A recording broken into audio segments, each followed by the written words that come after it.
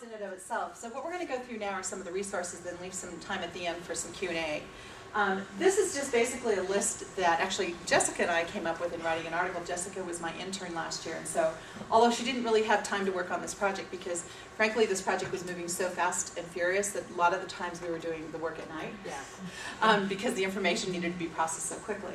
But we did put together a sort of a blend of the list from Pharos, Building Green, and then just some of our personal opinions. But you know, as we all know, urea formaldehyde is pretty much on its way out. And really should not be in any of our environments. The one that there's a couple on here that I really want to focus on. One of them is phthalates. And phthalates essentially come from PVC, and they're the release of the emissions, the dioxins that come into the air. Essentially they're used as a plasticizer in PVC. And what's bad about them is that they really do affect reproduction and development. They're a toxic chemical.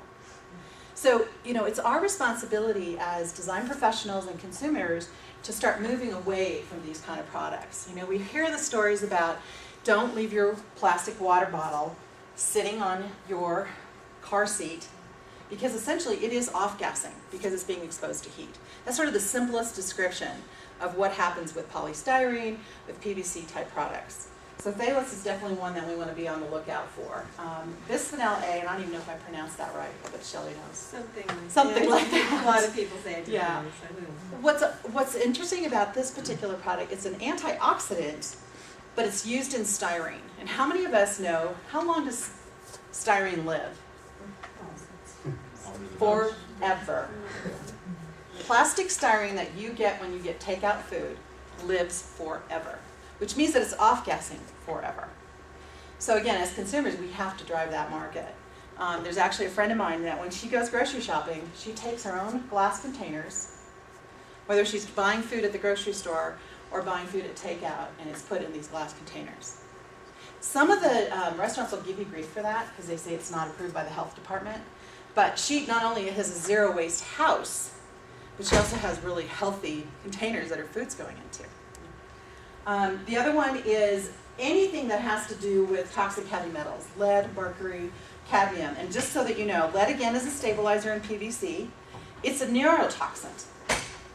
Cadmium is also stable. So all of these stabilize a product that we really don't want to be using anyway. Cadmium is a reproductive and developmental toxicant and also a mutagen. And then one that's not even up here is called carbon black. Carbon black is actually one of the worst chemicals that's out there. And it's a UV light stabilizer, so it's used in a lot of our products. And essentially, it is a carcinogen, causes cancer. Carbon black is in cigarettes. That's where the cancer comes from. And then flame retardants. You know, we all know that flame retardants, unfortunately, they're being banned. Do we have 5 or 15? 15. Awesome. Flame retardants are being banned across the United States, which is fantastic. You know, and one example is in the hospitality industry. It became so popular to put flame retardants on everything. And it started because of some of the really tragic fires that happened in hotels. But there are ways around that, by using fibers like wool that are inherently flame retardant. And they can use products like borax to put on that particular product so that it doesn't jump into flames. But one interesting thing about that, on the interior doors on this project, we spent a lot of time determining which interior door. We just had a flat panel wood veneer door, but our core had fire retardant in it, and we found that every manufacturer puts that into their core, even though it's an agrifiber core. But we were able to work with the door manufacturer and get a certificate from them, and they did not put fire retardant in these doors. So but it was just a little bit of digging and asking and letting people know what was going on, and part of it was kind of selling. We'd be selling people like, this is the future. You got to get on board. Like, let's work together. Let's figure this thing out. Help me out. I need a decision. But so when pushed, I think people want to do the right thing. And another example is mattresses. Think about how much flame retardant has been on mattresses in the past. There are some manufacturers who are still using flame retardants on mattresses, but you can ask for it to not be on there. And if anybody gives you any kind of flack, get a letter from the doctor immediately. It's just that they don't want to take responsibility for that product, whatever it is, going up in flames and hurting someone. So it goes back to all of the laws around what we do in this industry. So it's kind of a little bit of a vicious cycle. Antimicrobials. You want to avoid anything that has antimicrobials in it. Some of the names that you'll hear are Microban, no D at the end. Pesticides, fertilizers, herbicides, any of those type of products are usually very highly toxic. One of my favorite things that the client said, she's like, look at the label on a product at the back. If there's a big old hazardous warning on it, that's a really big clue of what's going to be in there. How many of you have Teflon pots at home? Please get rid of them. Do you want to know what they cause? Well, first of all, they are PBT and they're carcinogens. They are known to cause cancer. So, just because these products are out there does not mean that we should be using them. So it's just a matter of all of us educating each other. And that's what I love about this community, is this is a community issue. This is not an individual issue. So really what we have here, and this again will be on your slides that you downloaded, the sources that we use, which you saw before in some of the slides, but specifically the Health Design Organization, that was one I forgot to put on here, so it's healthdesign.org, you might just want to make a note of that. The National Center for Healthy House is great. The National Environmental Health Association is great. They're actually based here out of Colorado. Obviously there's the Living Building Challenge. They have their red list of chemicals to avoid. So lots of good things happening in this arena. But in order to keep it moving, we have to be driving that boat and asking the right questions.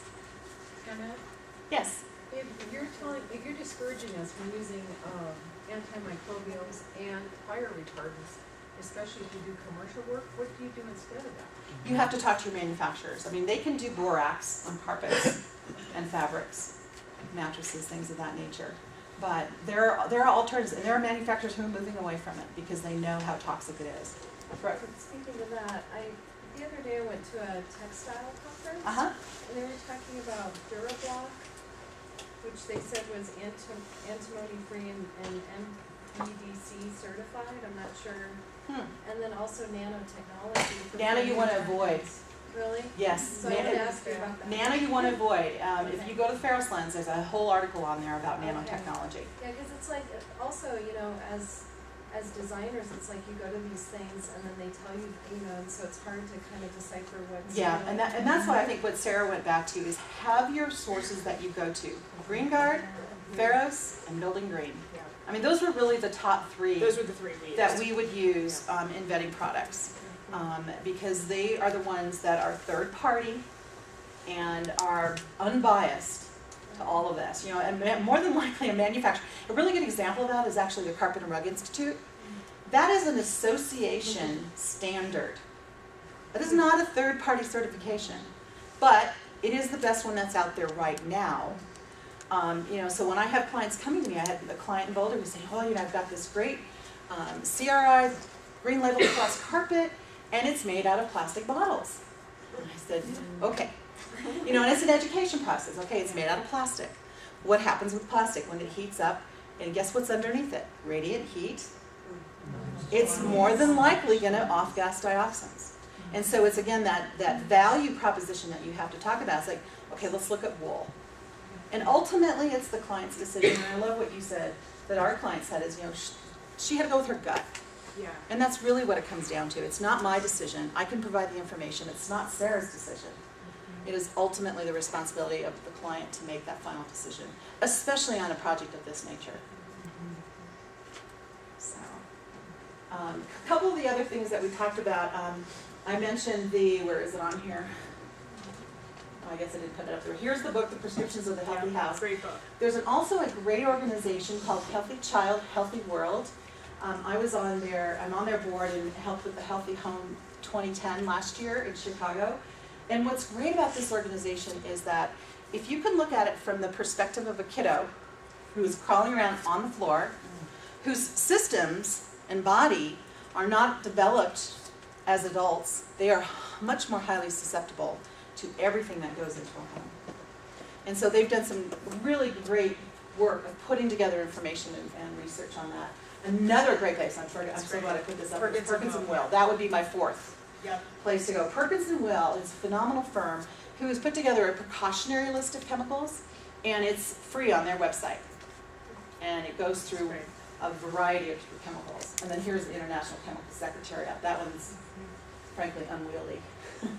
One other thing, and you alluded to it earlier, when we were ever at a crossroads, also seeing what was allowed in Europe. That came into play often also. Well, wait a minute, it's banned in Europe, so why are we even looking at it here? That was another kind of one that we tie-break with.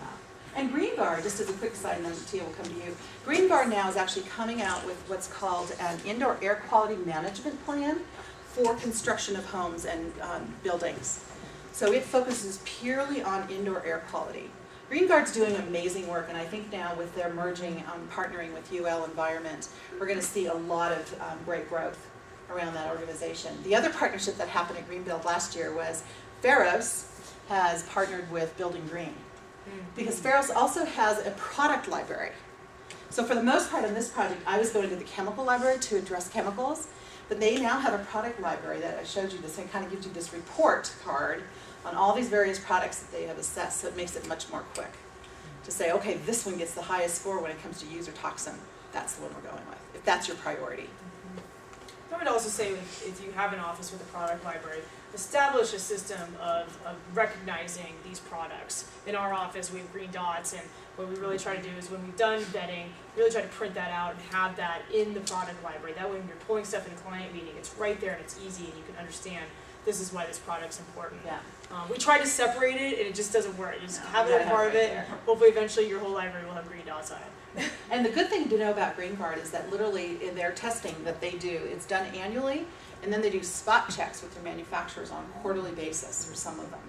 So it's an extremely excellent system, and it's really the Green Guard for children in schools. That's the only one to look at. And the next level will be Green Guard Premium, but they're still working on what that's going to look like.